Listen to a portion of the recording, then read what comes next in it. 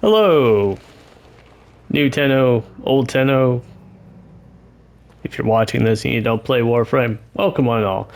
I'm here today in my vein as not quite newbie Excalibur to talk to you about the experience, generally speaking, of newbie Excalibur.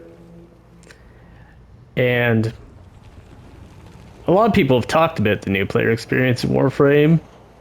There's some valid critiques done, but I don't think I've ever heard what I would consider to be the major problem with the new player experience. So I'm going to dive into that, and I will see you over in the Orbiter. So here we are in the Orbiter. I will show you the first thing that a lot of people seem to think is Warframe's problem, which is this. Now, I have a couple of critique points about that. I don't think this is the problem. This is complicated. It's not incredibly well explained.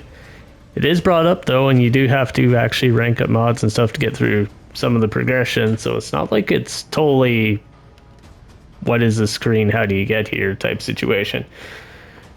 And I'm going to put a cut in here to briefly show you a counterpoint to that whole argument. There are a lot of different games I could cite as examples. MMOs are incredibly popular and have more complex and less explained mechanics.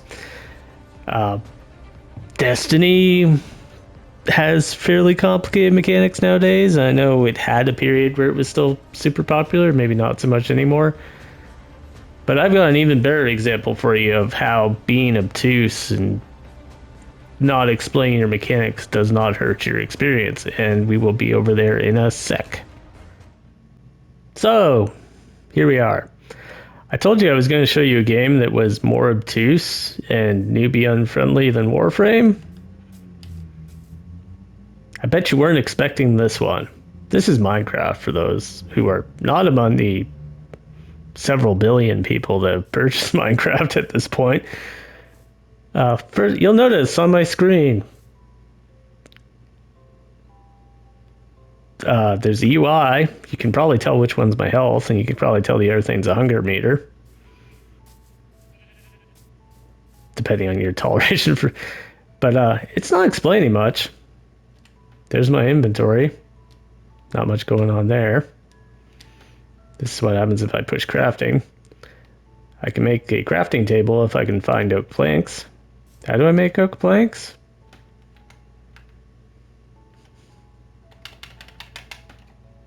Do you see an explanation?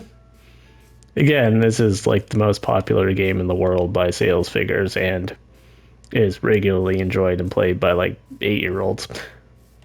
I know, I have an 8-year-old nephew. I know how to get planks. You punch trees and then your crafting menu, when you get the wood, will show it, let you make planks. But the game really is obtuse. That 8-year-old learned by watching videos or talking to his friends or asking me how to play it. If you come in from the same type of game, you'll have some familiar concepts. The same thing applies to Warframe modding and shooting.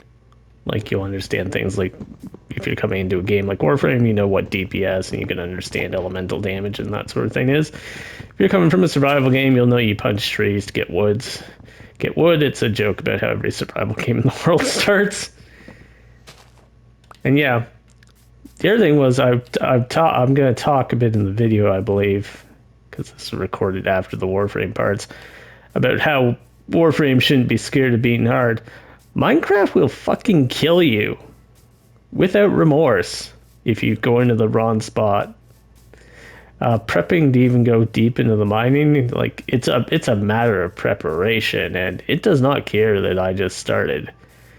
If night falls here and I have not figured out how to build some kind of shelter or managed to get myself squirreled up a tree where stuff can't reach me, I'm going to get the shit kicked out of me and lose all my stuff. In Warframe, you get the shit kicked out of you and you don't really lose anything. You just don't get mission rewards. So yeah, Minecraft can be both more obtuse and more punishing than Warframe. I think Warframe can afford to dial up the challenge and isn't suffering from being obtuse. It's suffering from giving people a reason to engage with that obtuseness and that challenge as it may go. Minecraft has its exploration. I want to go see what those weird trees are over there, so I have to learn how to move around here and what's in this infinite world, or how to go down this chasm over here. Destiny has narrative. There's lots of narrative in Destiny. It's a little questionable nowadays because of how the game got kind of chopped up, but it's there. That's what drew more people to it. Diablo and Skyrim, they hit you right out of the gate with what's called the Hero's Call, and so on. So yeah, it's not a matter of the challenge. It's not a matter of being obtuse. It's a matter of getting people a reason to overcome those challenges. Anyways, we'll go down here, and then I'll see you back in Warframe. Back here. As I said, Minecraft, the most sold, most popular game in the world, pretty much. A game that 10-year-olds manage to understand. It doesn't have a problem with the fact that it's obtuse. It manages to engage people and encourages them to investigate and uncover that obtuseness. Another thing people like to mention is, I'll go into this one, this. Look at all this stuff asking for real money. That's a bit of a thing. They could present that differently.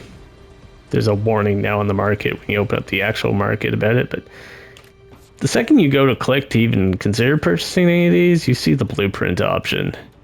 So I don't think too many people with any kind of experience in free-to-play games are going to get hard-coded and fooled into thinking all these are unattainable. Over at the Foundry, this is another common concern, probably the most common one.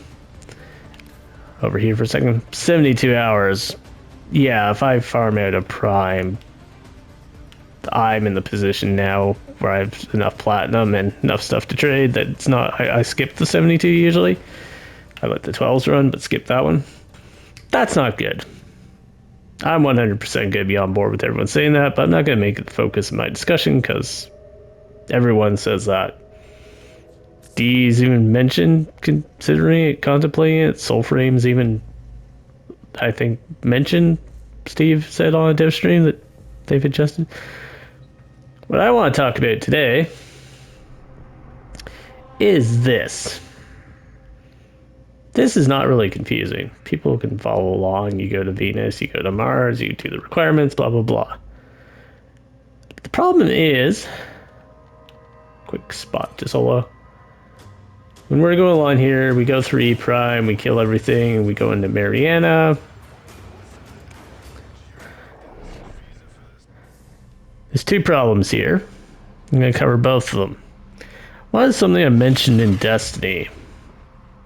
And it ended up being part of a critique of Destiny, but it also is one of Destiny's strongest strengths. Context. There is a large platoon of Grenier Marines stationed here. And personality. You're going to go through... Thanks for your input. You're going to go through all these missions. I've counted. It's like 7 to 9 on each planet. Kind of just randomly going into these enemy bases and doing whatever. Lotus will tell you what you're doing, but there's nothing about why you're doing it. You don't meet, interact, or even hear from the bosses until you get to an assassination mission. None of your allied characters, except for Lotus, really tend to show up at all, which leads to confusions when you do actually run into spots where they do, or story quests where they do, because you have no idea who these people are or why you should care. Teshin showing up when he finally does in the story is a good example of that. So we spend a long time rambling just through these random-ass missions. No narrative hook, no motivation for why we're here, why we're drudging through all these. That's a big problem. That's how you don't get you get the new players, but they're like, why is this all the game is? Just a repetitive grind fest through samey seeming missions with only a couple of tile set variations. Because yeah, one thing I will say, I know an Arid Grenier from a Drekar Grenier. New player doesn't. Half these guys probably look identical. You could argue that's the Grenier, but there's only two and occasionally a third faction for most of the early planets, and it is so boring fighting them. Also, speaking of being boring fighting them, you might notice they're piss easy. People say that the modding system is what kills new players. I don't think new players are so much having difficulty learning the modding system. I think it's presented to them and then they have no reason or incentive to engage with it for hours, even days of the game. These are obviously level 1s. Let me do a little snap of my fingers here. And here we are about 6 planets later. They're a little more chunky, I have to aim now. They still can't hurt me. I'm also fighting in the most suboptimal way possible.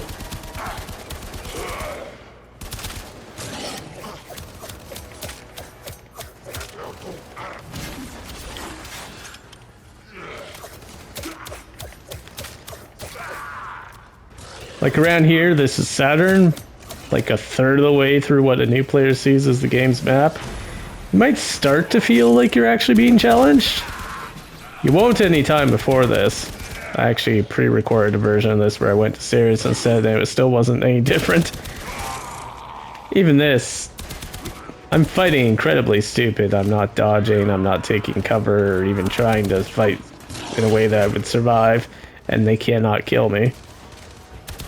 The worst case, I might run out of ammo, and then I can just beat them to death with a melee. So, when you had that tutorial back in Vor's Prize, and the Earth Junction on how to level a mod, you forgot the crap out of that by now. This is like 20, 30 hours later for most people. And I'm still not really needing to be modded. This is still a rank 3 pressure point. Basically what I would have leveled up for that junction requirement, and then forgotten completely about it.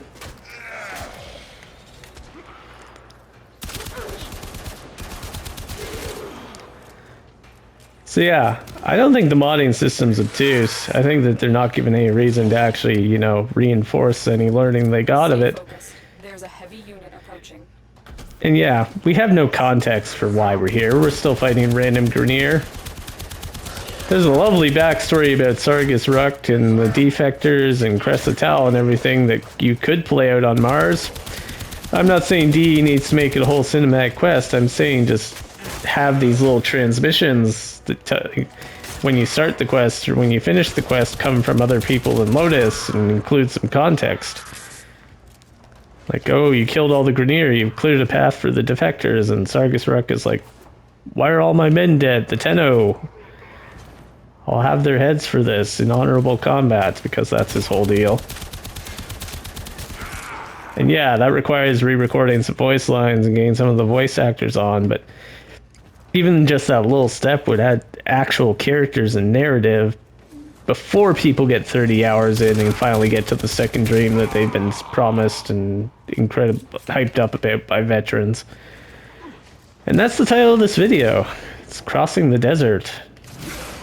Because you're in a desert.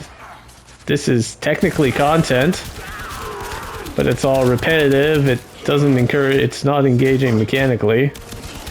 It's not teaching me the game's systems. I haven't even bullet jumped in this mission that I've consciously been trying not to. I haven't particularly been threatened.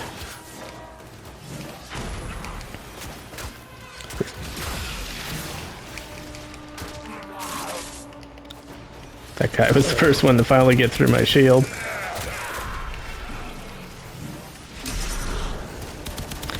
So we haven't got a whole lot going on mechanically. We've got nothing going on story-wise. We've got no characters to become attached to. Because you might think particular Warframe's cool and all, but they definitely aren't characters. And we just got a whole lot of nothing. And everyone will tell you, like Warframe vets, I'm pretty honest with newbies. I'm like, You gotta get you gonna be like halfway through the star chart before you really start noticing there's a game here that isn't just mindless repetitive slaughter that I could play on a mobile phone. And you can play on a mobile phone. So I think D really needs to add that narrative hook to the first 4, 5, 6, 7 planets. And even some of the light ones like Sedna could really use a polish up. Because you just go in there and there's a bunch of random shit happening with Rathum arenas, and they left in bits of the original event that was had to do, and it just all is nonsensical. And then the other thing is, yeah, don't be afraid to make the game challenging at the start. I don't think players quit because it's challenging. Dark Souls is one of the most popular games on the world. It's sold, marketed as challenging, whether you find it to be challenging or not. Like, don't be scared to take that plunge, because right now what you've got is just, I'm going to get told there's a game 20 hours in, put on my headphones and listen to Spotify for like 5, 6, 7 hours while I go find it. And that's usually only if I'm already somewhat incentivized because I have a friend playing or a community playing or I'm a content creator. If I'm Joe Normal, I'm just going to go find another game that's actually interesting at the start beyond some sort of flavor to the setup and aesthetics, which is going to be way more down to personal taste. Anyways, I'm going to wrap up the video there so it doesn't get too long. And if you've enjoyed, feel free to drop a like and subscribe. Share it out. Share it to D. I would do that myself, but it seems presumptuous if you agree. And I will see you in the next one.